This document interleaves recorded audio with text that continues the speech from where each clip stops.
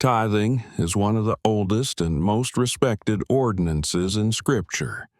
From the time of Moses, God established it as part of Israel's worship and obedience.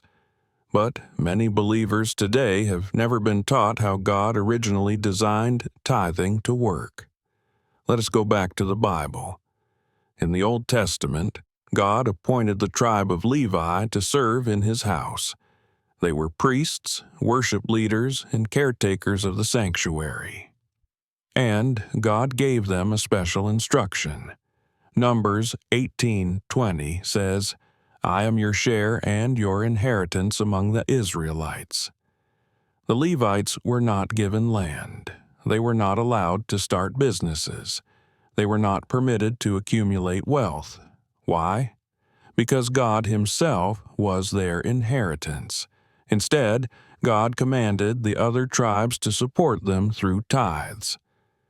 Numbers 18:21 says, "I give to the Levites all the tithes in Israel as their inheritance in return for the work they do."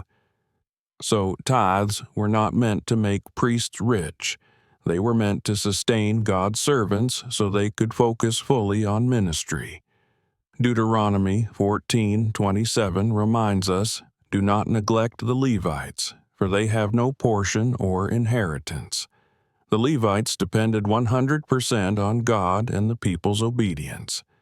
They did not compete in business. They did not build empires. They did not boast of wealth. They lived by faith and service. Now, look at today. In many churches, people who are not Levites, not priests by lineage, and sometimes not even called by God, receive tithes.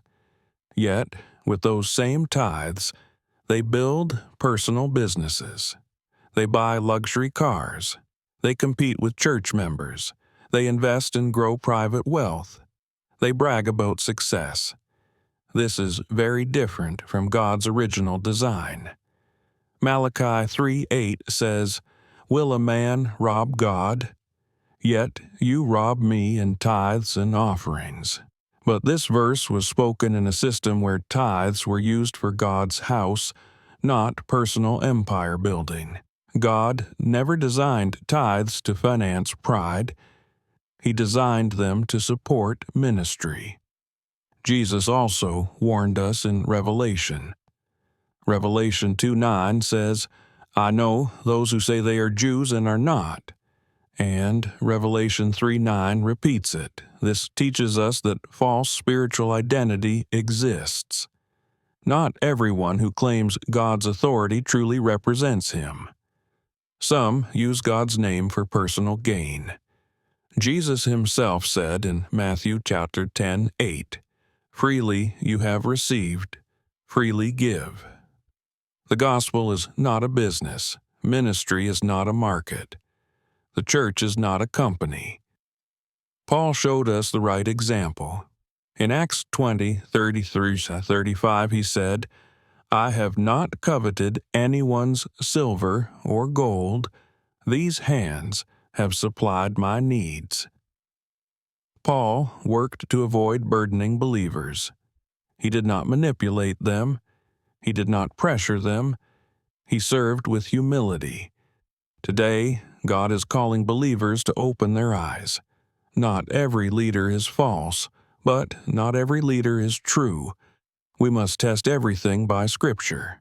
1 John 4:1 says, "Test the spirits to see whether they are from God." Giving is still biblical. Supporting ministry is still right. But exploitation is not biblical. Manipulation is not godly. Pride is not holy. God desires leaders who fear Him, not money. Micah 6:8 says, "What does the Lord require of you? To act justly, love mercy, and walk humbly with your God." May God give His people wisdom. May He raise true servants.